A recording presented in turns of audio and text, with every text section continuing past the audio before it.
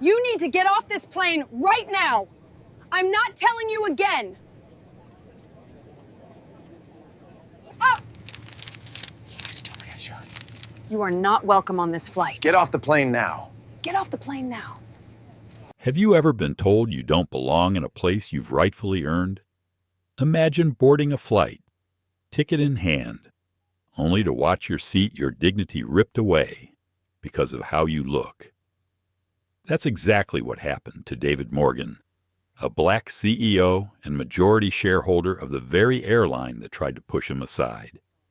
In that moment, he faced a choice: stay silent, swallow the humiliation, and let the injustice pass, or stand firm, risking escalation in front of hundreds of strangers.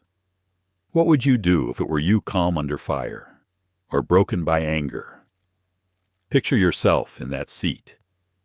The eyes on you, the voices doubting you, the weight of silence from those who should defend you. Would you fight back or fade into the background? This is not just a story about one man. It's a mirror held up to us all. And tonight, you'll see how one choice on Flight 219 changed the skies forever. If this story touches something in you, don't forget to like, share, and subscribe, because what you're about to hear might just change the way you see the world. The hum of engines pressed like a low heartbeat against the walls of the jet bridge. Passengers shuffled forward with rolling bags, hushed conversations, and the quiet impatience that always settled before a long-haul flight. For most, it was routine. For David Morgan, this flight was supposed to be nothing more than a quiet trip back to New York after a week of board meetings in Los Angeles. He carried no entourage, no expensive watch on his wrist, no aura of wealth carefully crafted for the world. Instead, he wore a charcoal hoodie, soft from years of use, jeans faded at the knees, and sneakers scuffed from airport after airport. In his hand was a single carry-on and a neatly folded boarding pass, seat 2A, first class. To the casual eye, David looked like any middle-aged man trying to get home. No one would have guessed he was the chief executive officer and majority shareholder of Aerosky Airlines, the very company operating this flight. And he preferred it that way. He had built his empire not from appearances, but from persistence. And sometimes, blending into the crowd gave him a better look at how his own airline treated people. As he stepped into the cabin, the scent of leather mixed with the sterile tang of recycled air. The wide seats of first class gleamed under the soft lights. He paused only briefly to glance at 2A, the corner seat by the window, a seat he had deliberately chosen for its quiet. But before he could lower his carry-on into the overhead bin, a voice cut through the air. "Sir, that seat isn't for people like you." The words landed louder than the announcement still echoing overhead. David turned his head slowly. Standing in the aisle was a woman with curled blonde hair, her uniform pressed to perfection, her posture rigid with authority. Her name tag read, Karen Holt. Her blue eyes narrowed, lips pursed into a smile that wasn't a smile at all. David said nothing. He merely set his bag in the compartment and placed his hand lightly on the armrest of 2A. Karen's voice carried sharper now, pitched high enough for half the cabin to hear. "This cabin is reserved for our premium guests. Economy is back that way." Her manicured finger jabbed toward the rear of the plane.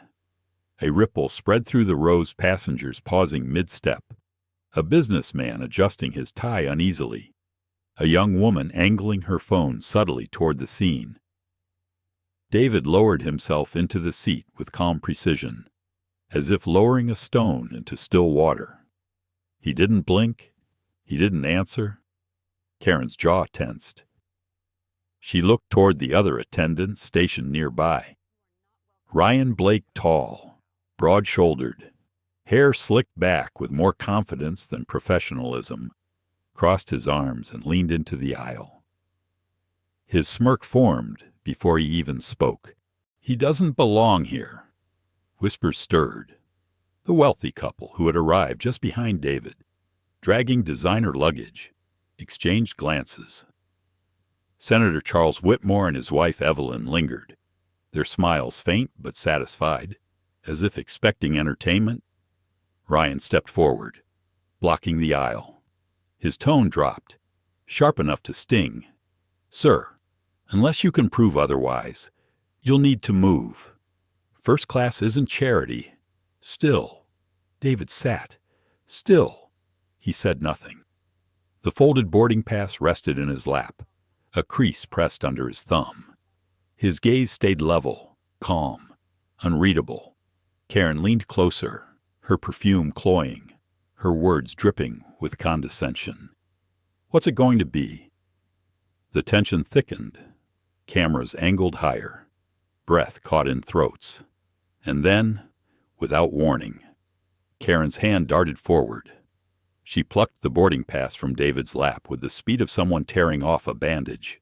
Gas scattered through the cabin as she lifted it to the light, squinting at it like it might dissolve in her hand. This she scoffed, her voice rising in theater. "This isn't real. Not in a million years." Ryan chuckled, loud enough for the Whitmores to hear. He leaned toward David with mock sympathy. "Nice try. Print shops must be running specials on fake tickets." Before David could move, before he could even reach for the slip of paper, Karen tore it in half. Then again. Then again. The sound of ripping cut through the cabin, sharp as a blade. Shredded pieces fluttered down into David's lap like snow. A woman across the aisle gasped. A passenger muttered, "That looked real." Another raised their phone higher. David didn't flinch. His hand brushed a stray scrap from his thigh as calmly as one might brush away dust. His posture remained loose, shoulders relaxed, yet his eyes dark, steady, piercing, stayed locked on Karen. Karen dropped the scraps into Ryan's waiting palm. Trash. Ryan shoved them into his pocket with a smirk. "Sir, you've embarrassed yourself enough. Gather your things. Economy's waiting." The Whitmores stepped closer now, already ankling their luggage toward the row. Senator Whitmore whispered to his wife with a grin, "Unbelievable. He really thought he could sit here." The seat creaked as Evelyn lowered her designer bag onto the cushion, meant for David. Karen crossed her arms like a warden. "Move him. He's holding up the flight." Ryan's hand came down heavy on David's shoulder. "Up. Now." A hush fell over the cabin. A teenager whispered, "This is messed up," before being hushed by her friend. Phone stayed raised, recording every flicker of the moment. David sat still. His fingers rested lightly on the armrests, steady as stone. He did not rise. He did not resist. And that silence, the silence of a man who refused to be moved, was louder than any outburst could have been. Passengers leaned forward. The scene had become more than an inconvenience. It was a spectacle, a humiliation unraveling in real time. Karen's nostrils flared. She spun toward the cockpit. "Captain, we'll deal with this," she snapped. Ryan's grip on David's shoulder tightened. His smirk widened. "Or you won't be flying at all." Still. David's gaze stayed forward. Still. He tapped his thumb once against the armrest. A rhythm steady, quiet, defiant. The cabin breathed with him, waiting. The story had only just begun. The cabin door to the cockpit clicked open. A metallic snap that sliced through the silence. Heavy footsteps followed, measured but forceful, until a man appeared at the threshold. Captain Thomas Reed. His uniform was immaculate, shoulders squared beneath the crisp navy jacket, silver wings pinned neatly to his chest. His cap sat low across his brow, a streak of gray cutting through his temple hair like a scar of authority. He carried himself the way only someone used to absolute command could, each stride deliberate, each glance sharp. "What's the problem here?" His voice was deep, not rushed, carrying the tone of final judgment. Karen exhaled with relief, as if salvation had just walked into the aisle. She gestured toward David, who remained seated in 2A, calm as stone. "Captain, this passenger is attempting to occupy first class without a valid ticket. We asked him to move repeatedly. He refused. He's holding up boarding." Ryan pressed his hand harder into David's shoulder, making the pressure visible. "He won't provide proof. Captain, his pass was fake, already disposed of." He tapped his pocket, where the shredded remains still rustled faintly. Passengers murmured. A ripple of doubt swept through the rows. Someone whispered, "They ripped it up themselves." Another hissed back, "Shh, don't get involved." Reed's gaze settled on David, heavy, expectant. "Sir, stand up now." His words were clipped, not a request, but an order. First class isn't for everyone. If you belong here, prove it. David lifted his eyes slowly, meeting the captain's stare with a calm that unsettled the man more than defiance would have. He did not speak. He did not move. Charles Whitmore chuckled under his breath. Evelyn leaned closer to Karen, muttering, "Unbelievable. He thinks silence will save him." Karen folded her arms. Smug. "Captain, we should move him before this escalates." Reed nodded coldly. "Agreed. My flight will not be delayed because of stunts." He raised his voice to the cabin. "If he can't provide evidence, he will be removed." A chorus of low outrage stirred. A woman muttered, "He had a ticket." Another voice answered quickly, "I saw it too. They tore it up." But Reed raised a hand, silencing them. "This isn't a debate. Security will handle it." Karen's lips curved in satisfaction. Finally, from the back of the cabin, the sound of heavy boots echoed closer. Officer Janet Cole appeared, her Navy security uniform fitted tight, radio crackling faintly at her side. She moved with the stance of someone who had dealt with disorder before, steady, controlled, cautious. Karen turned to her with relief. "Officer, thank God. He refuses to move. No ticket, no proof."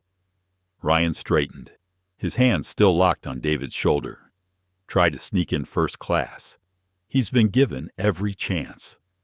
The officer's gaze locked onto David, her eyes narrowing. "Sir, stand up. If you don't cooperate, you'll be removed from this aircraft." Her voice was flat, void of warmth, carrying the blunt finality of command.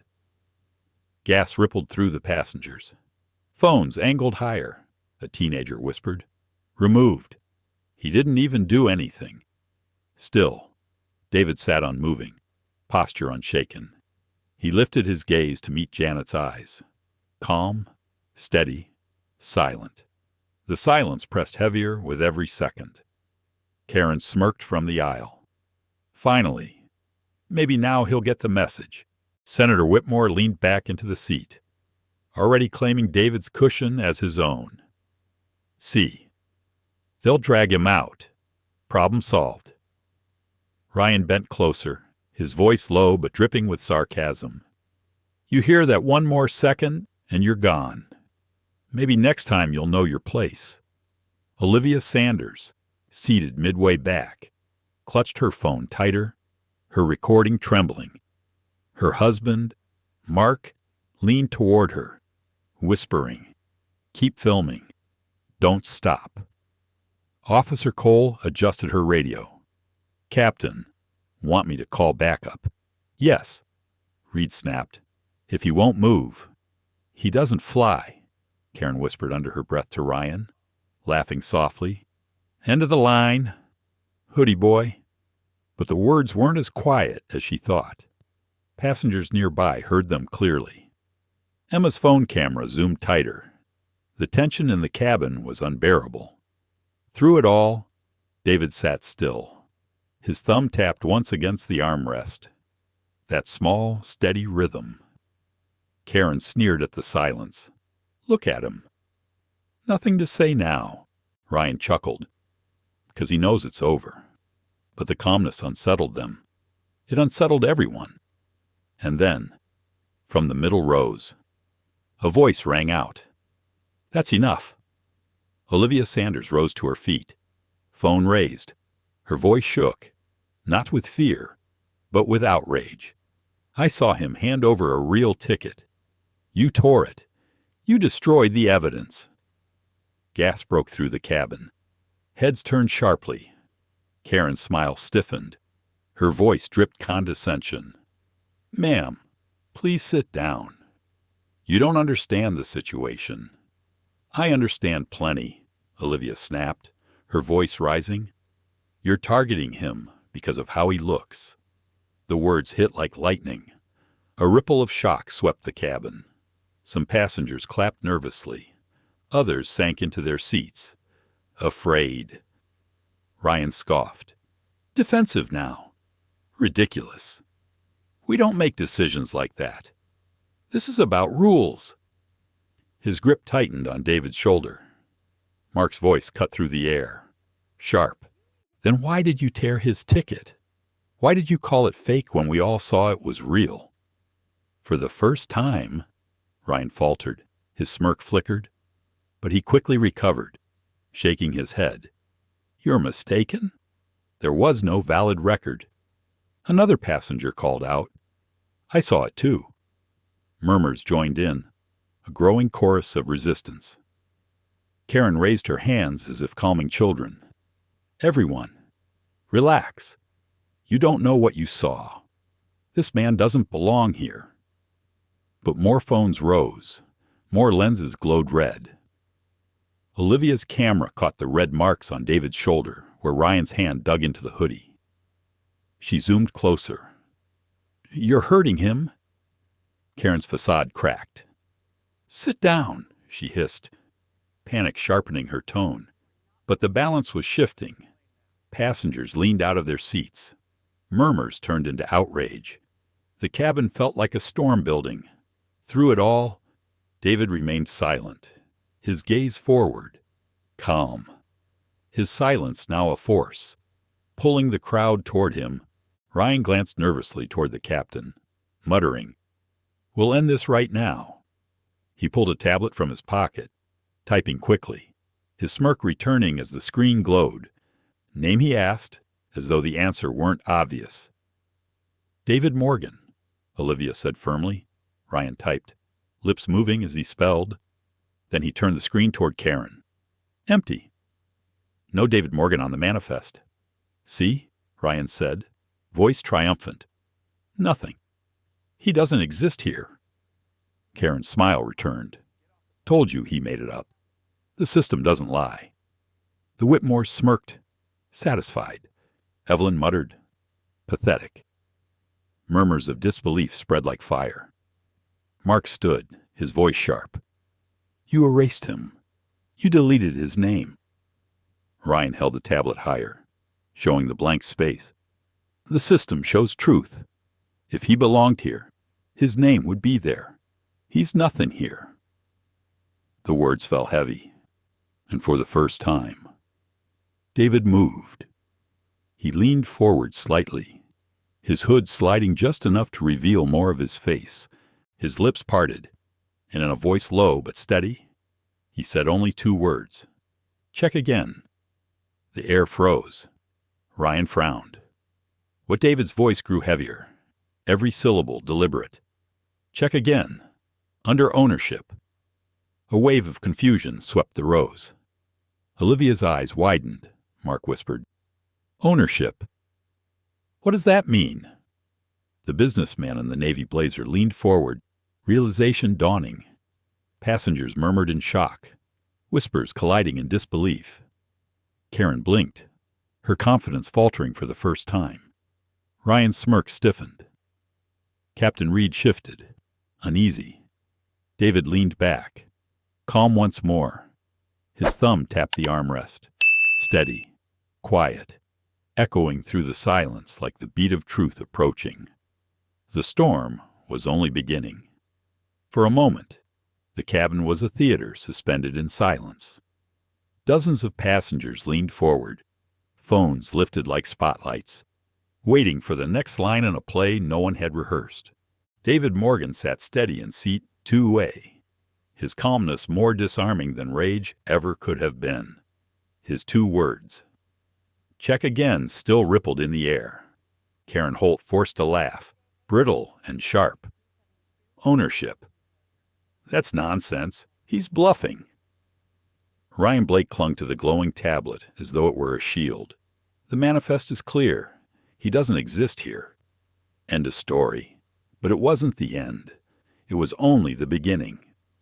From the back of the plane, a voice rang out. They erased his name.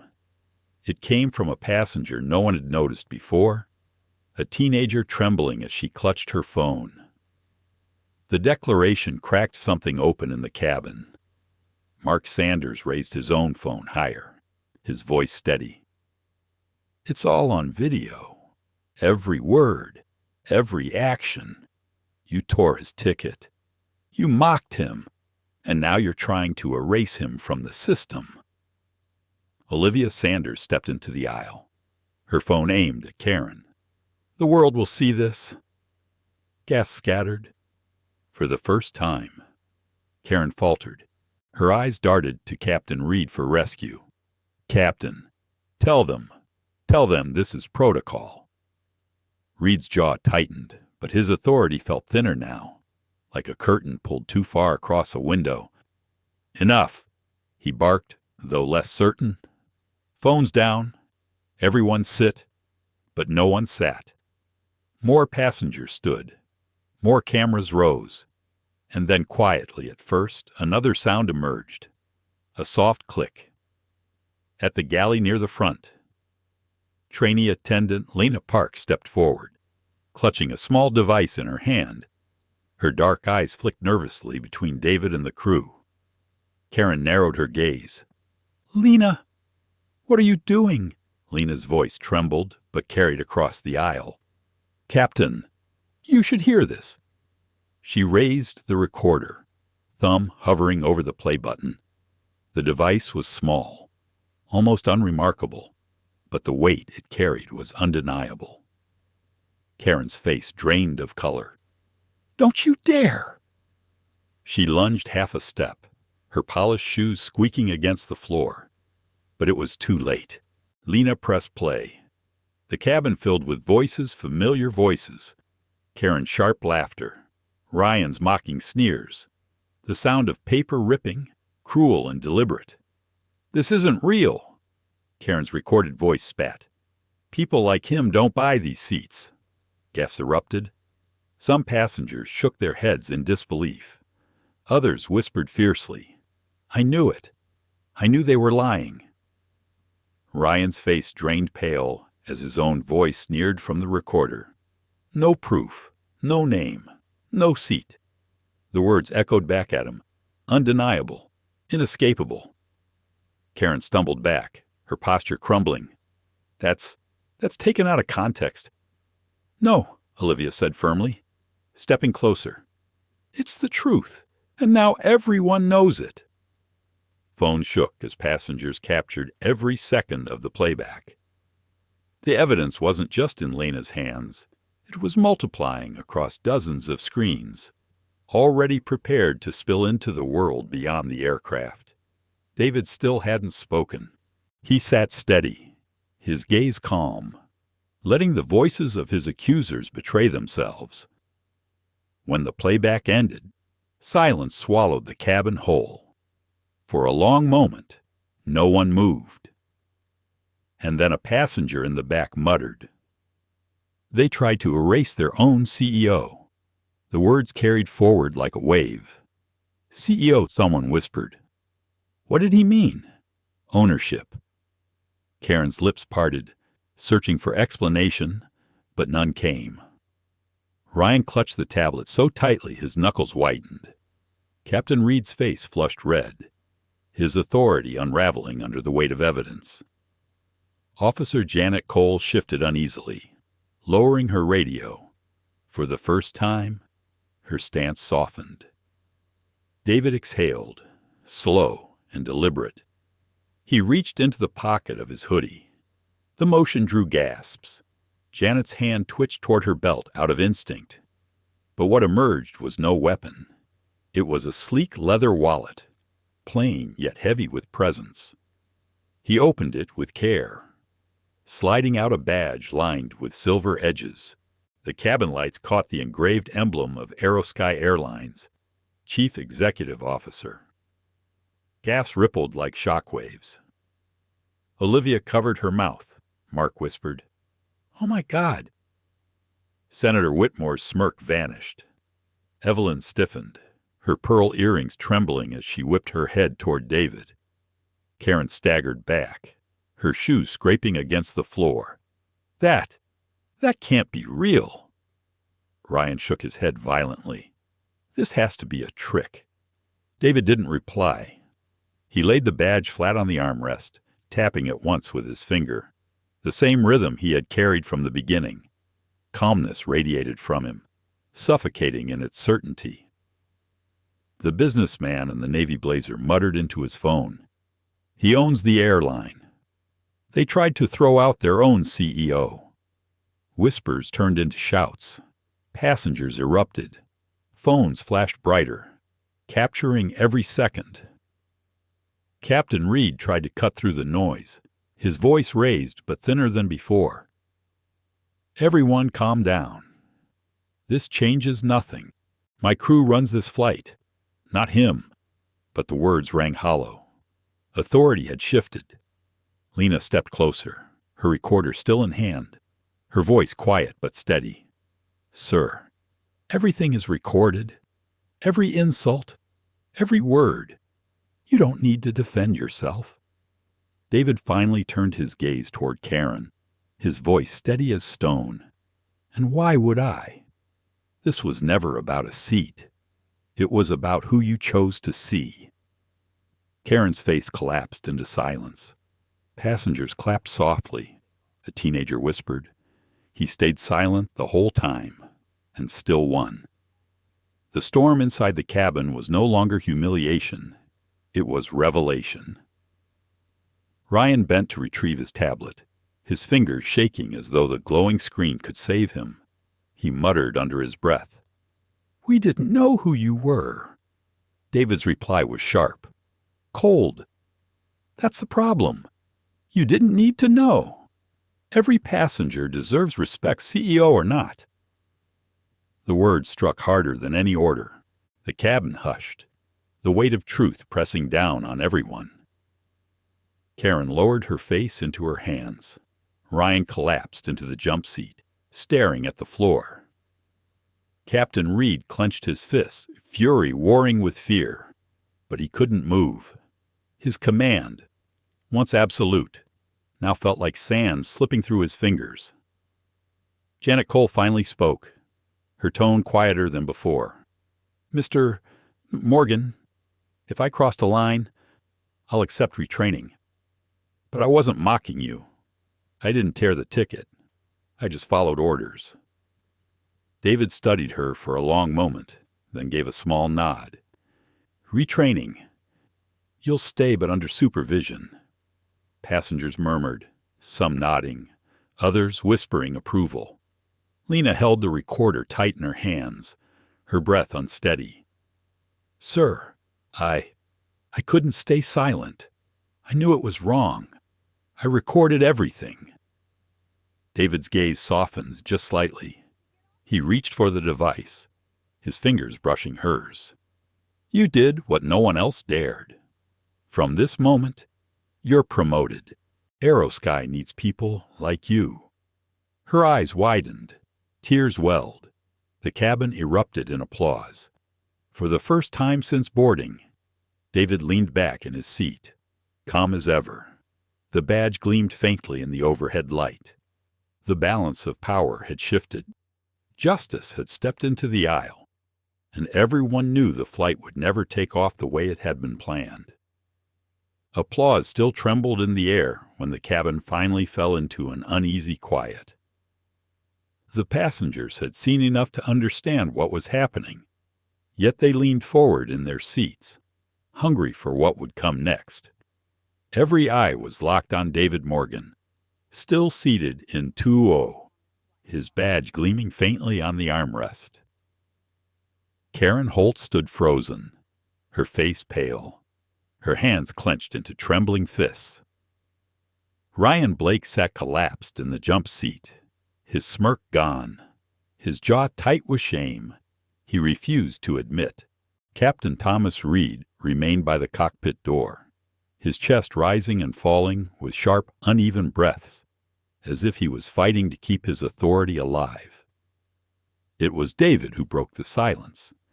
His voice carried low, steady, but every syllable carried the weight of stone. This ends here, not when we land, not in some quiet office.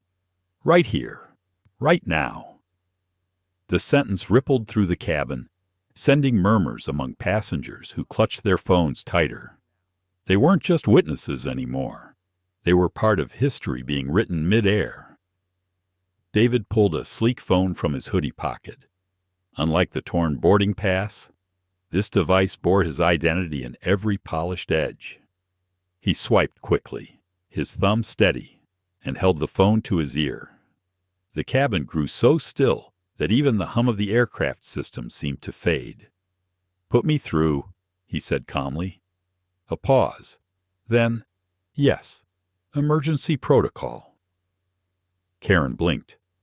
Confused. Emergency protocol. "What are you?" David raised his hand, silencing her without even looking. His eyes never left the seat back in front of him, but his voice grew firmer, echoing through the rows. "Patch the board in. On speaker." Passengers gasped as a tinny click filled the cabin, followed by the sound of voices sharp, professional, commanding. David were on. "What's happening?" It was unmistakable. The voices of the Aerosky Board of Directors, powerful figures whose decisions shaped not only the airline, but an industry. Their tone was urgent, but beneath it was respect. Karen staggered a step back. Ryan's eyes widened. Even Captain Reed faltered, his authority wavering like a candle in the wind. David's thumb tapped the armrest. Steady as ever. He spoke clearly, his words crisp. "I am currently aboard Flight 227, bound for New York. First-class seat 2A, purchased under my name. I was denied my seat, my ticket destroyed, my name erased from the manifest. The crew involved Captain Thomas Reed, Late Attendant Karen Holt, and Attendant Ryan Blake. The incident has been recorded by passengers and staff. Evidence is undeniable." The board's silence was heavy, then broken by a sharp male voice. "This is outrageous. You're saying our own employees committed this?" David's gaze flicked briefly toward Karen and Ryan. "Not just committed, they celebrated it." Karen's lips parted, but no sound emerged. Another voice came through the line, clipped with fury. "David, this will be handled immediately. Do you want this crew removed before departure?" "Yes," David said simply. His calmness was chilling. "On my authority as CEO, they are relieved of duty, effective now." The words detonated in the cabin like thunder. Karen's knees nearly buckled. You can't fire me here." Passengers burst into chatter, some laughing in disbelief, others gasping. Phones captured every angle. Ryan lurched to his feet, his voice cracking. "This isn't fair." "You can't," David turned his head, his gaze sharp as glass. "I gave you every chance to treat me as you would anyone else. You tore it apart. You tore yourself apart." Ryan's protest faltered into silence. Captain Reed stepped forward, his authority flickering one last time. "This is my aircraft, my command. You don't dictate what happens here." The board's voice snapped through the speaker, firm and cold. "Captain Reed, you are hereby suspended pending investigation. Stand down. Security will escort you off once we return to gate." The captain's face flushed red, rage boiling just beneath the surface. But the weight of the board's command crushed whatever resistance lingered. He clenched his jaw, fists curling, but he stepped back, his power stripped bare. Passengers erupted into applause. Olivia Sanders shouted over the noise, "Finally, accountability." Karen shook her head violently, desperation spilling into her voice. "Please, I didn't mean. I was following orders." David's reply was quiet but final. "You followed prejudice. That was your order." Tears threatened at the corners of her eyes. She staggered into the aisle, her composure shredded. Ryan slumped beside her, his head bowed, sweat beading at his temples. "Janet Cole, the security officer, cleared her throat." Her voice was steadier now, humbled. "Mr. Morgan, I will follow procedure and escort them off once the plane returns to the gate. But if you choose leniency for me, I'll accept retraining. I didn't mock you. I just obeyed." David studied her. The silence stretched until it pressed against every ear. Then he gave a small nod. "Retraining. You'll stay, but under watch." Relief flooded her face. She stepped back, respectful now. Lena Park remained near the galley, her recorder still clutched tightly in her hands. She looked at David, her eyes wide, uncertain. David inclined his head toward her. "You recorded truth when it was dangerous to do so. That courage deserves recognition." The board's voice broke through. Name David answered without hesitation. "Lena Park, effective immediately. She is promoted to senior attendant in training.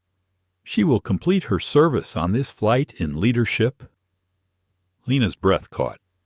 Tears welled in her eyes as passengers clapped, some rising to their feet. She covered her mouth, overwhelmed. David turned his gaze back to the cabin, to the passengers whose faith in fairness had been rattled, then reignited. His voice carried steady, calm, commanding. "No passenger should endure what you witnessed today. It ends here. My word to you, never again on Aerosky." The applause thundered louder, echoing through the cabin like a verdict. Karen sank into her seat, head buried in her hands. Ryan stared blankly at the floor, his career unraveling before his eyes. Captain Reed gripped the wall, defeated, stripped of power. But David remained seated in 2A, calm as the stormbreaker he had always been. His thumb tapped the armrest once more, steady as ever. And the passengers knew they had just witnessed more than a scandal. They had witnessed a reckoning. The jet shifted as the engines powered down, a low vibration signaling the return to the gate. The passengers sat hushed, phones gripped tightly, recording every second as though history might try to erase itself without proof. Karen Holt sat in the jump seat, her head buried in her hands. Her once pristine uniform looked wrinkled under the weight of humiliation. Ryan Blake leaned forward with his elbows on his knees, his face pale, his confidence shattered. Captain Thomas Reed remained stiff near the cockpit, his jaw tight, fury flashing in his eyes, though he dared not act. Officer Janet Cole stood near the aisle, radio in hand, awaiting confirmation from ground security. She shifted her stance, no longer posturing with power, but bracing herself for what was to come. David Morgan sat in 2A, still as stone. His badge gleamed faintly on the armrest, the silver letters catching the overhead light. His phone rested in his lap, the board still listening silently on the line. The cabin intercom clicked on. The gate agent's voice filled the aircraft. "Ladies and gentlemen, we apologize for the delay. Please remain seated. Security will be boarding shortly." Whispers erupted. Passengers exchanged looks, some shocked, some smugly satisfied, all aware that what they were witnessing was no ordinary flight delay. The door opened with a hiss, and two uniformed officers stepped inside. Their presence was firm, undeniable. One carried a clipboard, the other adjusted her holster, eyes scanning the cabin. Janet Cole straightened, lifting her hand slightly. "Over here." The taller officer nodded. "We've been briefed. Let's start." Karen lifted her head, eyes red. "Please, please. I've given my life to this airline. This is a mistake." The officer's tone was flat. "Stand, ma'am." Her knees shook as she rose, every eye in the cabin following. Passengers leaned out of their seats. Phones raised. Olivia Sanders whispered, "Get this angle," guiding her husband Mark as he filmed. Karen's lips trembled. She turned toward David, her voice breaking. "Mr. Morgan, David, I didn't mean." But David's gaze was calm, unreadable. He said nothing. His silence was a verdict more final than words. The officer gestured firmly. "Move." Karen stepped into the aisle. Passengers erupted in hushed commentary, some muttering curses, others shaking their heads in disbelief. The woman who had once strutted through the cabin with authority now walked slowly, her heels clacking against the floor like gavel strikes. A child whispered to his mother. "Why is she crying?" The mother only answered softly, "Because she forgot kindness." Ryan's turn came next. He shot up from his seat, anger spilling from him like a last defense. "This is ridiculous. You can't end a career over a misunderstanding." Mark Sanders barked back from his row. "A misunderstanding doesn't sound like mocking someone's place." Laughter broke out from passengers, cruel and sharp. Ryan's face flushed crimson. The officer placed a hand on his arm. "Let's go." Ryan shook free, muttering, "I was following her lead. She tore the ticket, not me." He jabbed a finger toward Karen, who froze mid-step. "She started it." Karen whipped around, her tears turning to fury. "Don't you dare put this all on me." "You laughed at him. Ryan. You called him nothing." The argument spilled into the aisle, their voices raw, desperate. Passengers recorded every word, their lenses devouring the downfall. The officer's patience snapped. "Enough. Both of you. Out."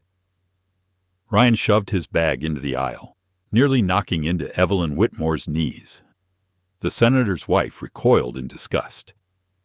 "Watch it," she hissed, though she had watched gleefully as David was humiliated only minutes before.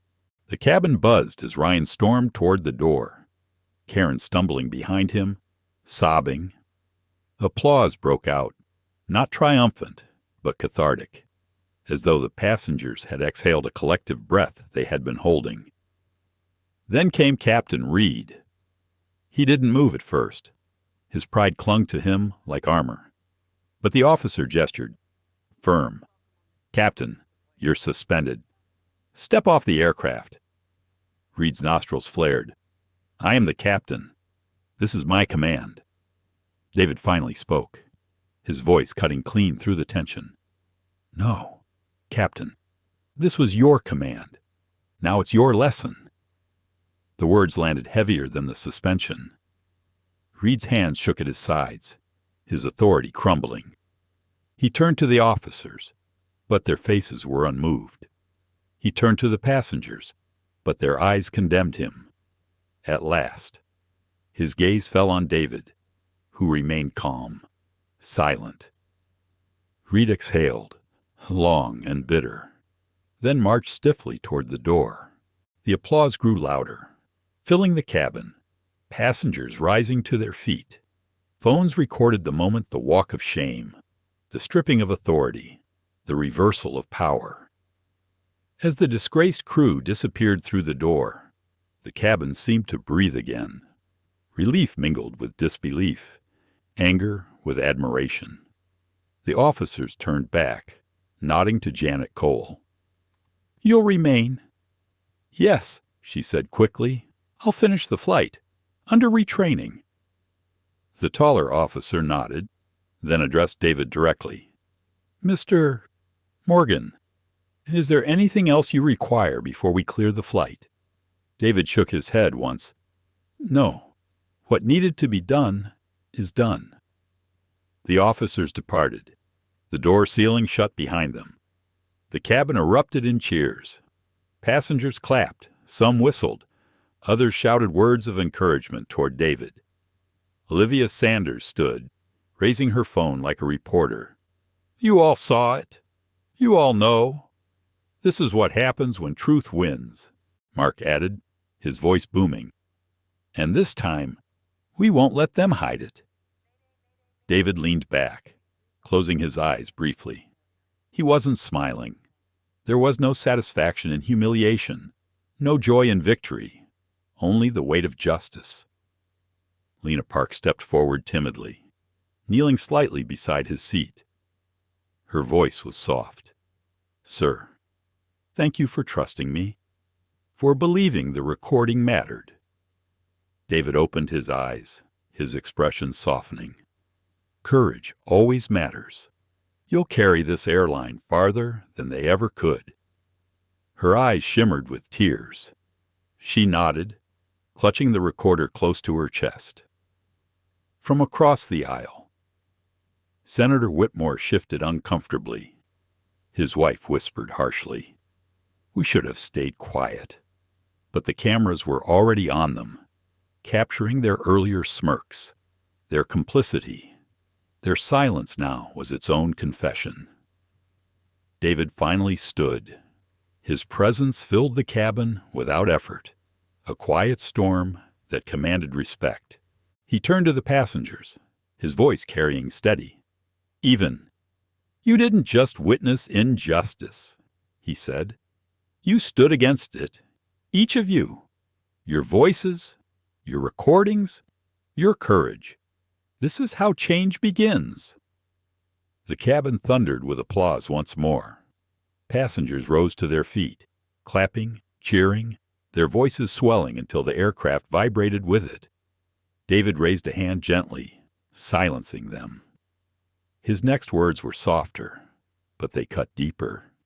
"Remember this moment, not because I am CEO, but because dignity belongs to all. No uniform, no title. No wealth gives you the right to strip it away. Today, you saw it torn apart, and today, you saw it restored." The silence that followed was thick with emotion. Some passengers wiped their eyes. Others bowed their heads. David sat again, his hand resting lightly on the armrest. His thumb tapped once, twice, the rhythm steady. The flight was no longer about reaching New York. It was about reaching something greater, and everyone on board knew they were now part of a story that would ripple far beyond the cabin walls. The cabin door sealed shut again, a soft hiss followed by the thud of locks sliding into place. The disgraced crew was gone. Escorted down the jet bridge into the glare of ground security. What remained was silence, not of fear this time, but of collective relief. Passengers shifted in their seats, murmuring with a strange mixture of exhaustion and awe. The tension that had hung heavy for nearly an hour seemed to thin, replaced by something new pride. They had not only witnessed injustice, they had seen it confronted, named, and undone before their eyes.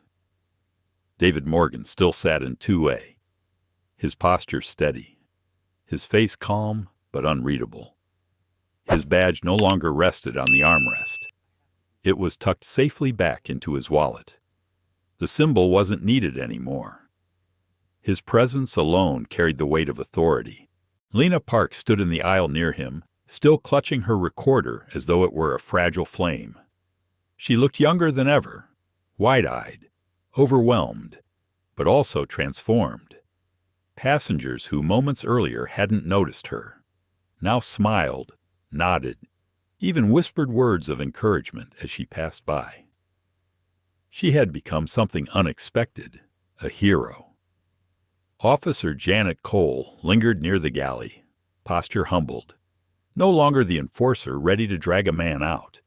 She now appeared almost protective, her eyes darting around the cabin, ensuring calm instead of imposing control. Mark Sanders leaned toward his wife Olivia, whispering with a grin, "This will be everywhere by morning." Olivia shook her head, still in disbelief. "By morning, Mark. It's already everywhere. Look." She tilted her phone toward him. A live feed showed thousands of viewers flooding into her social media stream, comments racing down the screen. Unreal. Is this staged? That crew is finished. Mark let out a low whistle. This is going to break the internet. Across the aisle, Senator Whitmore shifted uncomfortably, tugging at his collar. Evelyn leaned close, whispering harshly. "People will see us on those videos. They'll forget us," he muttered, though the crack in his voice betrayed doubt. At the front. David finally rose to his feet. His presence alone drew silence across the cabin. Even the hum of the engine seemed to soften, as if the aircraft itself were listening. His voice was steady, deliberate. "This flight is no longer about where we're going. It's about who we are." He paused, letting the words sink in. "You've all witnessed how dignity can be torn apart, but you've also seen it restored. Let this not be just a memory. Let it be a beginning." Applause rippled through the rows, swelling until it filled the entire cabin. Some passengers clapped with tears in their eyes, others with fierce pride. A man in the back shouted, "We stand with you, Mr. Morgan." David raised a hand gently, guiding the noise down. He wasn't one to bask in praise. The moment was too heavy for celebration. He turned toward Lena. "You'll lead this flight now. Show them who we can be." Her breath caught. "Me, yes," David said simply. "You've already proven you're ready." The words washed over her like light. She straightened her shoulders, her trembling replaced by quiet resolve. "Yes, sir." Officer Cole stepped forward. "Captain Reed is gone. Regulations require someone to oversee safety. I'll coordinate with you. Miss Park, we'll make this flight happen." Passengers cheered again, this time louder, a release of energy pent up for too long. Within minutes, ground crew confirmed clearance, and the engines roared back to life. The cabin shook gently as the aircraft pushed away from the gate. Passengers gripped their armrests, not in fear, but in anticipation. Mark whispered, "I never thought I'd be excited for takeoff." Olivia smiled faintly. "We're not just flying to New York anymore. We're flying into history." As the plane taxied, passengers opened their phones wider, their screens glowing like lanterns. Streams went live. Hashtags emerged. "IO Seat 20. Dignity in the sky. Woero Sky Truth." Millions would soon see what had happened. Unfiltered, undeniable. The aircraft lifted, pressing everyone back into their seats. The city lights fell away beneath them, replaced by the quiet darkness of night. Inside, however, the cabin was brighter than ever. David sat again, closing his eyes briefly as if letting the rhythm of the ascent steady his thoughts. He wasn't smiling, but the corners of his mouth softened. A woman across the aisle leaned toward him. "Mr. Morgan, I've flown for 30 years. I've seen things I never spoke about. But tonight gave me hope. David opened his eyes, nodding once. Hope is a beginning. Now it must become change. The cabin lights dimmed, but the passengers remained restless, buzzing with the weight of what they'd seen. Strangers leaned across aisles, whispering, connecting, united by something deeper than a shared destination. Senator Whitmore tried to shrink into his seat, but whispers followed him. "That's the senator, isn't it?" He didn't say a word when they mocked him. Evelyn's eyes darted nervously toward the cameras still rolling, but there was no escape. Their silence had spoken volumes. Meanwhile, Lena Park began moving through the aisles, offering water, blankets, small reassurances, but her presence now carried a different energy. Every passenger looked at her with respect, as if she embodied the airline they wanted to believe in. David watched her for a moment, then turned his gaze out the window. The night sky stretched wide, stars scattered across the horizon. His reflection stared back at him from the glass. Older, wearier, but steady. His thoughts wandered inward memories of his youth, of being told where he did and did not belong, of sitting silently in rooms where voices questioned his presence, his worth. He had learned then that dignity wasn't given, it was defended. Now, in the quiet dark above the clouds, he wondered how many others still carried that same silent weight. He wondered how much longer it would take for the world to stop measuring worth by skin, by assumption, by prejudice. A deep sigh escaped him, soft but resolute. He had carried this fight his whole life. Tonight was only one more battle.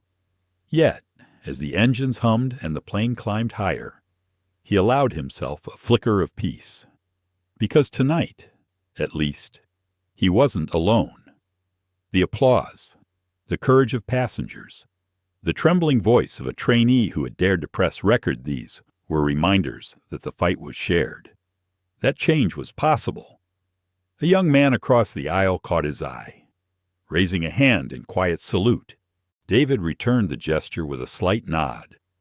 The flight attendants had been stripped of their uniforms, but the passengers had found theirs ordinary people in seats turned into witnesses, into warriors of truth. As the plane settled into cruising altitude, David closed his eyes once more, letting the rhythm of the flight steady him. His thumb tapped gently against the armrest, steady, unshaken. Somewhere deep inside, he knew when this flight landed, the world outside would not be the same, and perhaps for the first time, it might just be ready to listen. The aircraft cruised smoothly at 35,000 feet, but inside the cabin, it felt as if the walls themselves pulsed with energy. The passengers weren't just travelers anymore. They were witnesses, narrators. The first voices in a story already rippling across the world beyond the clouds. Phones glowed in nearly every row. Some passengers whispered into live streams, others typed furiously, their thumbs flying over glass screens. Hashtags scrolled into existence. Site 2A. Jaws Justice in the Sky. Aerosky Truth. Olivia Sanders held her phone steady, her voice calm but firm as she spoke into the lens. We watched a man humiliated for who he was, not for what he did. They tore his ticket. They erased his name. But he stood his ground. And you're not going to believe what happened next. Mark leaned in, adding with a low, emphatic tone, "We have every second on video. Don't let anyone tell you this didn't happen." The comments poured in faster than they could read them. Unbelievable. Name the airline. This is the America we live in, and it has to stop. Toward the front, Senator Charles Whitmore rubbed his temples. He had built a career on control, on managing headlines, on keeping cameras angled his way. But now the cameras captured him doing nothing. Evelyn's face was pale, her pearl earrings trembling with the tiny shake of her head. "They'll ruin us," she whispered. "They'll ruin themselves before us," Charles muttered back, though his voice carried no conviction. Meanwhile, Lena Park moved down the aisle with quiet efficiency. The new authority resting on her shoulders made her step steadier, her voice warmer. She offered blankets, water, reassurance. But what passengers noticed most was not what she handed out, but who she was, the one who had dared to record. A man in row 18 reached for her hand. "Thank you," he whispered, voice thick, "for not staying quiet." She squeezed his fingers gently before moving on, her heart racing. She wasn't used to being seen, and yet here she was, her courage replayed on screens across the globe. Near 2A, David Morgan sat still, watching it all unfold. He didn't reach for his phone. He didn't need to. His story had already left his hands. It belonged to the people now. Yet inside, a storm of thought churned. He had lived long enough to know that going viral wasn't the same as achieving justice. The world loved outrage, but outrage was a flame that burned fast. The real question was what would remain when the fire cooled. He tapped his thumb against the armrest once, a steady rhythm to ground him. He remembered boardroom battles where men twice his age told him to wait his turn. He remembered his mother, who worked 2 jobs and still found time to remind him that silence was not the same as peace. Was this moment enough to shift the tide, or would it fade like smoke? Mark's voice carried back from mid-cabin. "Mr. Morgan, sir, you should see this. You're trending everywhere." David opened his eyes, looking toward the couple. Mark held up his phone, screen glowing with a news headline already spreading passenger claims CEO status. During first-class dispute footage goes viral. David allowed the faintest smile. Claims, he murmured. He hadn't claimed anything. He had proven it. Another passenger shouted softly. "It's on CNN's ticker already." Lena approached him timidly. "Sir, the company will have to issue a statement soon. They can't ignore this." He nodded. "And neither can I." At the rear of the cabin, Officer Janet Cole finally lowered into an empty jump seat. She rubbed her eyes, haunted by the memory of nearly calling backup to remove the very man who now sat at the heart of a global story. For years she had told herself she was just following orders. Tonight, for the first time, she wondered if obedience had cost her humanity. Passengers still whispered about her, some with judgment, others with forgiveness. She stared at her hands and wondered which she deserved. The engines hummed, steady and reassuring, but the cabin air buzzed with restlessness. People leaned across aisles, strangers sharing reflections. "I've seen this before." But no one believed me. My father was kicked off a flight once, same thing. They said he didn't belong. Maybe this time it changes. David listened quietly. Their words mattered more than his. The story was no longer about a single man. It was about a pattern too familiar to too many. As the flight pushed eastward, Olivia's live stream surged past 200,000 viewers. Journalists chimed in with questions. Activists retweeted. Lawyers promised pro bono support in the comments. The incident had escaped the cabin and now thundered across the digital sky. David finally rose again. His voice carried firm but calm. "Ladies and gentlemen, I thank you.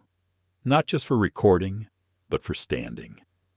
Tonight was not about me. It was about all of us. If you were silent, no one would know. But because you spoke, The truth cannot be buried. Applause filled the rows once more. A few passengers stood, clapping above their heads. Others wiped at tears, surprised by the emotion that welled inside them. David raised his hand gently. But let me be clear, this is not the end. When we land, this will be more than headlines. It will be a reckoning. Aerosky Airlines will not turn away from what happened. Not while I breathe. The applause grew thunderous, shaking the cabin with its force. Lena's eyes filled with tears. Janet Cole bowed her head, whispering almost to herself, "Maybe it's not too late to change?" In the corner, Senator Whitmore leaned back, realizing this was no longer a story he could spin. This was history, and history rarely bowed to politicians. David returned to his seat, exhaling softly. He felt the weight of expectation pressing down. This was the part no one saw, the responsibility that came with power. For years, he had carried it quietly. Now, the world demanded he wield it loudly. Outside the windows, the night sky stretched endless and dark. But inside the cabin, there was light, dozens of screens glowing, faces illuminated by belief, by hope, by possibility. The flight continued east, but in a sense, they had already arrived. They had crossed a threshold, stepped into a future that would not easily forget. And though David knew the battles ahead would be fierce, tonight he allowed himself a rare certainty. The truth was airborne, and it wasn't coming down. The wheels touched down at JFK with a jolt that rattled through every passenger's chest. It should have been routine, the sigh of relief, the shuffle of seatbelts unclasping, the anticipation of home. But tonight, the landing carried the weight of a verdict. From the moment the plane taxied toward the gate, the passengers could see flashing lights waiting outside. Dozens of cameras lined the terminal windows, their lenses like eyes, unblinking. News vans clogged the service road beyond the glass, their satellite dishes already turned skyward. Inside the cabin, the energy shifted. Whispers spread quickly. The press is here. It's live already. They know. Olivia Sanders leaned into Mark, clutching her phone. "It's bigger than we thought. Look." She showed him the feed major networks, hashtags trending worldwide, commentators already dissecting every frame of the footage. Mark exhaled sharply. The story left the cabin hours ago. We're about to step into the fire. At the front, Lena Park's hands trembled as she collected stray cups and wrappers, though the gesture was more nervous reflex than duty. She had been promoted in a moment of chaos, but now the reality of her new role weighed heavy. Passengers whispered her name as she passed, gratitude spilling into their voices. "Thank you. Lena, you saved him. You saved us." Each word felt like a burden and a blessing all at once. Officer Janet Cole sat rigid in the jump seat, eyes fixed on the floor. For years, she had been invisible in her uniform, a cog in a larger machine. Now, she knew she would be remembered for hesitation, for obedience, for nearly becoming the hand that dragged David Morgan from his rightful seat. She swallowed hard, knowing she would have to face that truth. David himself remained composed, his posture calm, his gaze steady as the plane slowed toward the gate. He knew this moment would define not just the night, but the company, perhaps the industry. He could feel the weight of 1,000 expectations pressing against him, the passengers, the cameras, the millions now watching around the world. As the seatbelt sign chimed off, passengers moved slowly, cautiously, not the usual scramble for overhead bins. They knew history was unfolding. No one wanted to miss a single frame. Through the window, David spotted a line of Aerosky executives gathered at the jet bridge, faces pale, ties askew, eyes darting nervously at the cameras pressed against the glass. Among them, he recognized board member Harold James, his silver hair gleaming beneath the fluorescent lights. Harold's eyes met David's for a moment and then quickly fell, as though ashamed. The intercom crackled. It was Lena's voice, hesitant but steady. "Ladies and gentlemen, on behalf of Aerosky Airlines, thank you for your patience. Please remain seated as we coordinate with ground staff. We will disembark shortly." Passengers exchanged glances. Her words sounded ordinary, but everyone knew nothing about this night was ordinary. When the door opened, the jet bridge filled instantly with flashes of cameras and the low roar of voices calling names, questions, demands. Reporters shouted, "Mr. Morgan, is it true you fired the crew mid-air? Will Aerosky face lawsuits? Do you believe this was racial profiling?" David rose slowly, tucking his wallet back into his blazer. His thumb tapped once against the armrest before he stood, the familiar rhythm grounding him. He turned to Lena, who looked like she might faint under the pressure. "You walk beside me," he said gently. Her eyes widened. "Sir." "I don't." "Yes, you do. You already proved it." The words steadied her legs. Together, they stepped toward the door. The cabin erupted in applause, a tide of sound that drowned even the cameras outside. Passengers stood, clapping, some crying, some holding their phones high to capture the moment. David paused in the doorway, looking back once at the cabin full of faces. "Thank you," he said simply. "You were my witnesses. Now be the world's." The cheer that followed was thunderous. The jet bridge felt like stepping onto a stage. Lights blinded, microphones thrust forward, voices collided into chaos. Security officers tried to form a corridor, but the reporters surged, desperate for words. David lifted a hand not in anger, but in calm command. The noise dulled, not silenced, but softened, pulled by the gravity of his composure. "I am David Morgan," he said evenly, his voice carrying without need for amplification. "I am the Chief Executive Officer of Aerosky Airlines. Tonight, I was treated not as a leader, not even as a customer, but as someone unworthy of dignity. That ends now." The flashes intensified, capturing every syllable. Gas rippled through the reporters. Some scribbled frantically. Others simply held their mics closer. This was not about a seat. David continued, "It was about who we see as human and who we do not. I will not allow this airline or any airline to humiliate passengers under the guise of procedure. Every action tonight is documented, every insult recorded. There will be accountability." Lena stood beside him, her recorder clutched in her hand like a symbol. David gestured toward her. This young woman had the courage to capture the truth. Without her, the lies might have stood. She represents the future of this company. Remember her name? Lena Park. Reporters turned cameras toward her, shutters clicking furiously. Lena's cheeks flushed, but she stood straighter, holding her ground. David's gaze shifted to the executives waiting at the end of the bridge. Tomorrow, Aerosky will announce sweeping reforms, mandatory anti-bias training, independent oversight, and direct reporting channels for passengers. The era of silence is over.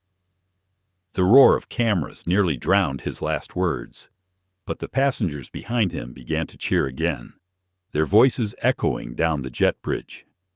Reporters leaned in, desperate to capture the chant, "Justice in the sky. Justice in the sky." Senator Whitmore tried to slip past unnoticed, Evelyn tugging at his sleeve, but microphones turned toward him instantly. "Senator, why didn't you intervene? Do you condone what happened?" His face flushed crimson as he muttered, "No comment," hurrying down the corridor. Evelyn lowered her head, shielding her face with her hair. Back inside the terminal, more cameras awaited. Screens above the gate blared breaking news banners: CEO humiliated on own airline. Passengers record discrimination incident live. David walked forward calmly, Lena still at his side. Every step felt heavier, every flash brighter.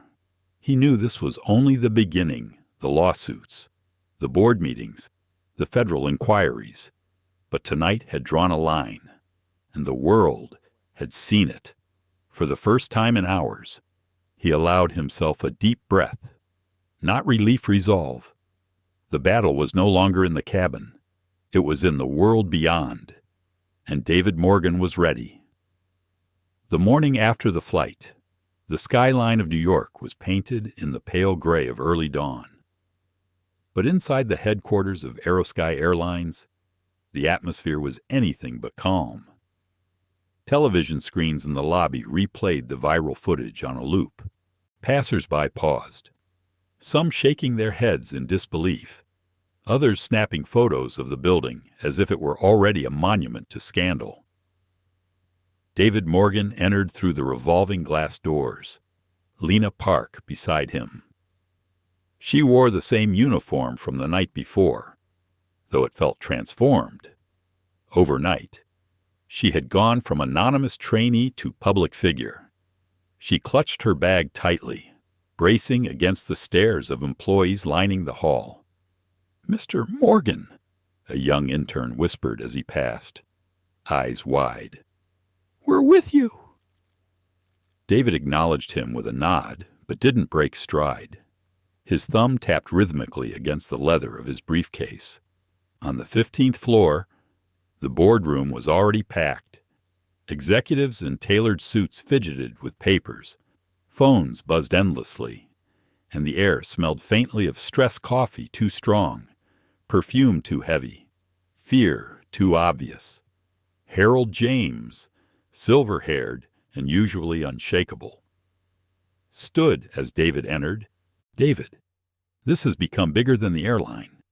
Congress is already calling for hearings. The FAA wants statements. Shareholders are demanding answers." David set his briefcase on the table.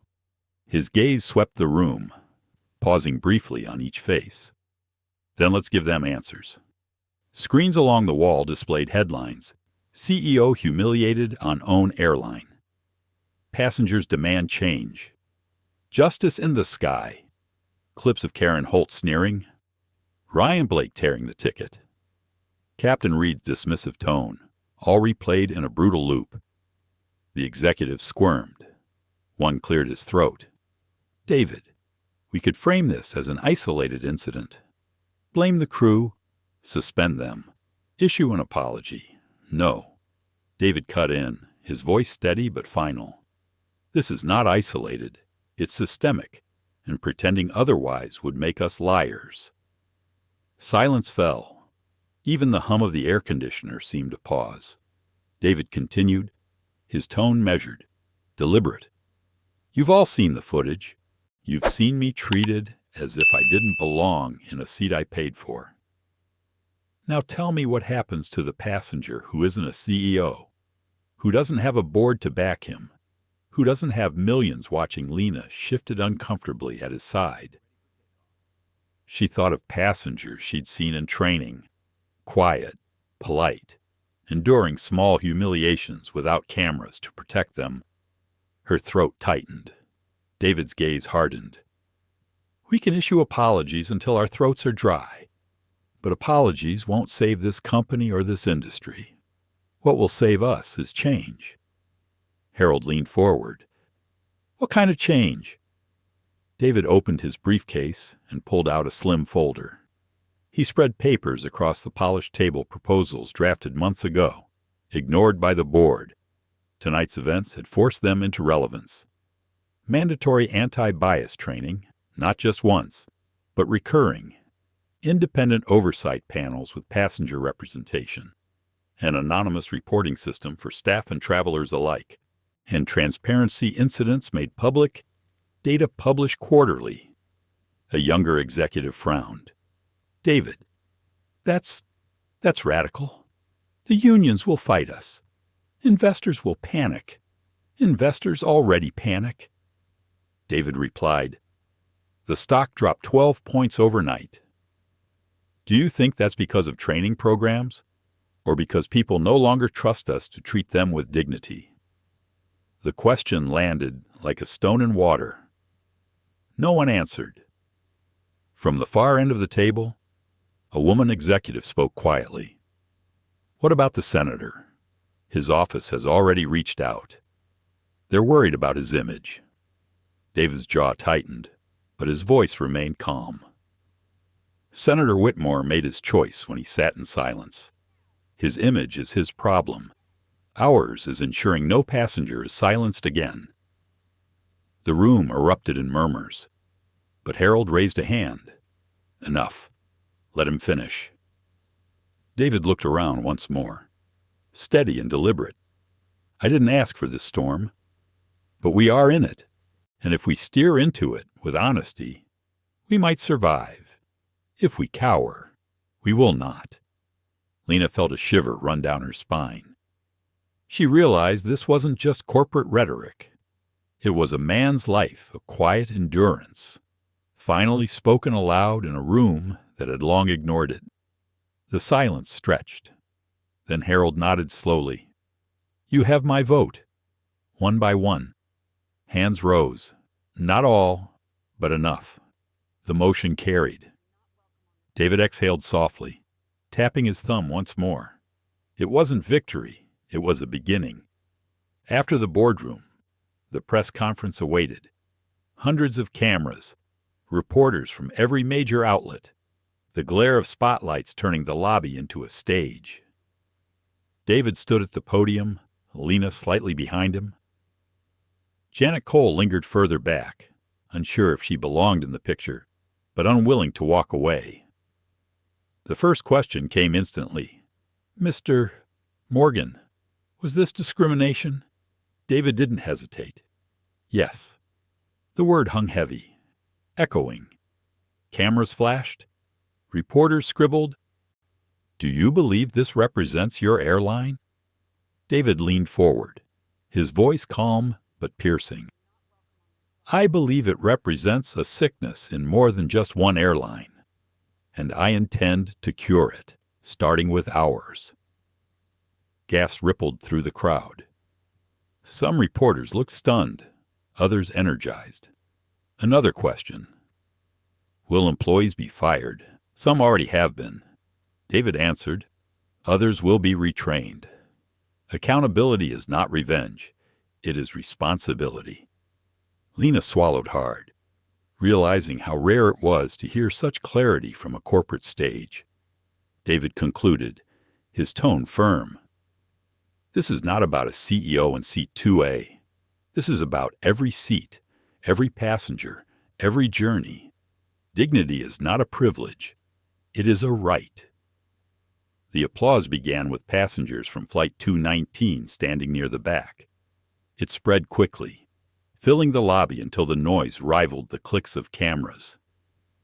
David stepped back from the podium, his expression unchanged, but his eyes alight with something deeper, resolve.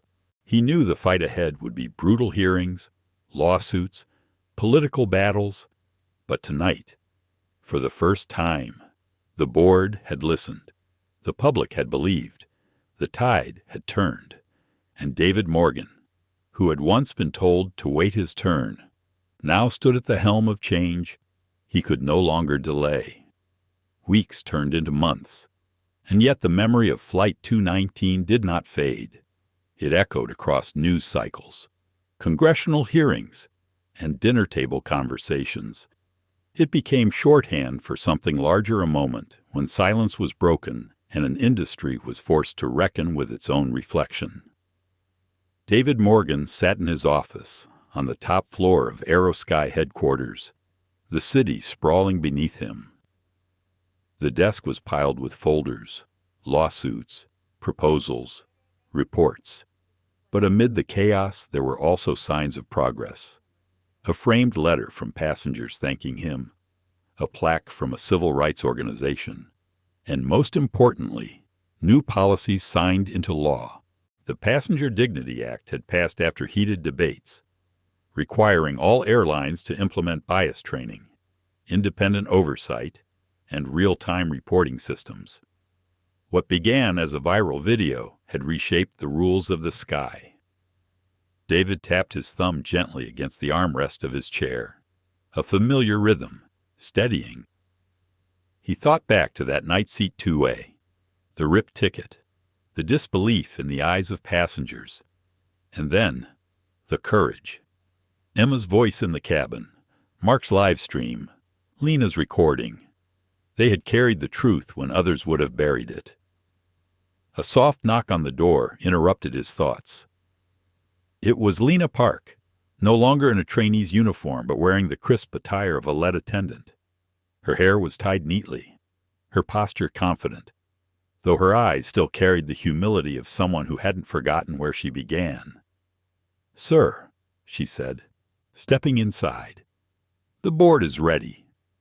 David smiled faintly. Board meetings used to be predictable. Now they're anything but. She laughed lightly. Change isn't comfortable. No. David agreed. But it's necessary. They walked together to the conference room, where executives, regulators, and even community leaders had gathered. This was no longer just an airlines board, it was a coalition, born out of crisis, determined to make the skies safer for everyone. Harold James, once reluctant, now stood to open the session. "Ladies and gentlemen, tonight we finalize the Morgan Protocol." The room hushed. David looked around. "This protocol is not about my name. It's about the names we'll never know the passengers denied dignity. The voices silenced. It ensures their stories will not be erased." He outlined the final pillars. 50 hours of mandatory training for all staff, refreshed annually, independent passenger advocates on every flight. Blank team. AI monitoring systems to flag discriminatory patterns in service. Scholarships and mentorship programs to bring underrepresented youth into aviation. As he spoke, Lena watched him with admiration. She had seen him humiliated, then rise. She had seen his restraint when anger would have been easy. She realized that strength wasn't loud, it was steady. Applause filled the room when the vote passed unanimously. The Morgan Protocol was official. Later that evening, David walked onto a stage at a national aviation conference. Thousands of eyes watched him. Millions more tuned in online. Behind him, a massive screen displayed a simple image seat, 2A. "This is where it began," David said. His voice carried with quiet authority. "A seat that should have been mine, taken because of assumptions, defended with arrogance. But this is not just my story. It belongs to every passenger who has ever felt unseen. Tonight, we write a new chapter." The crowd rose in a standing ovation. Cameras flashed, but David's eyes weren't on the lights or the applause. They lingered on the people faces filled with hope, anger, determination. Among them, Officer Janet Cole sat near the front. She had been given a second chance, retrained, and now led sessions teaching officers how to recognize bias before it hardened into action. She had carried her shame, but turned it into service. Further back, Olivia and Mark Sanders held hands, smiling. Their live stream had started it all, and now they had become advocates, working with nonprofits to protect passengers' rights. Even Senator Whitmore, chastened and diminished, had sent a quiet letter of apology. His silence had nearly cost him his career. Now he worked to repair the trust he had lost. When the applause subsided, David closed with words that felt less like a speech and more like a promise. "We cannot undo what was done, but we can ensure it is not repeated. The skies belong to everyone, and so does dignity." That night, News outlets around the world broadcast his words. Social feeds lit up again, not with outrage, but with resolve. Hashtag shifted. Justice. In the Sky became Yo Dignity Always. In the quiet hours after the conference, David returned home. His apartment was simple, uncluttered, filled with books and quiet reminders of a life built on endurance. He set his blazer aside and sat by the window, looking out at the city lights. He thought of his mother again, her tired hands, her unyielding spirit. He thought of the boy he once was, sitting in the back of classrooms, told he would never belong at the front. He thought of every time he stayed silent to survive. And he thought of Lena, of Janet, of Olivia and Mark, of the passengers who refused to look away. His thumb tapped once more against the armrest. Not in restlessness this time, but in rhythm with something larger. A steady beat of change, of healing, above the city. An aerosky jet traced across the night sky, its lights blinking against the darkness. For the first time in a long time. David allowed himself a smile. The sky, once a place of humiliation, had become a symbol of something else, renewal. The world would remember Flight 219 not as the night a man was denied a seat, but as the night the skies were reclaimed. And though the fight was far from over, David Morgan knew one thing with certainty. The sky had been rewritten. The story of David Morgan is more than a dramatic moment on a plane. It is a reminder of how fragile dignity can be, and how powerful it becomes when defended. Many of us, especially in later years, have faced moments when we were dismissed, overlooked, or treated as though we did not matter. Those wounds linger, but David's story shows us that calm strength, paired with courage, can transform humiliation into change. It also reminds us of the importance of witness. Ordinary passengers, some recording, some speaking up, turned what could have been just another forgotten injustice into a turning point for an entire industry. Their courage is a lesson. Silence protects no one. But even a quiet voice raised at the right time can shift the course of events. For our daily lives, this story teaches us that dignity is not something given.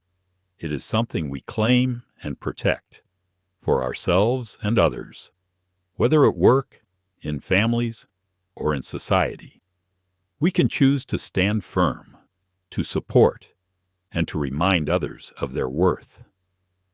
Change often begins in small, uncomfortable moments, but those moments can ripple outward, touching lives far beyond our own. Thank you for staying with us through this powerful journey. Your time, your attention, and your heart mean everything. If this story moved you, please like, share, and subscribe to our channel. Together, we can keep telling the stories that matter, the ones that inspire dignity, courage, and hope.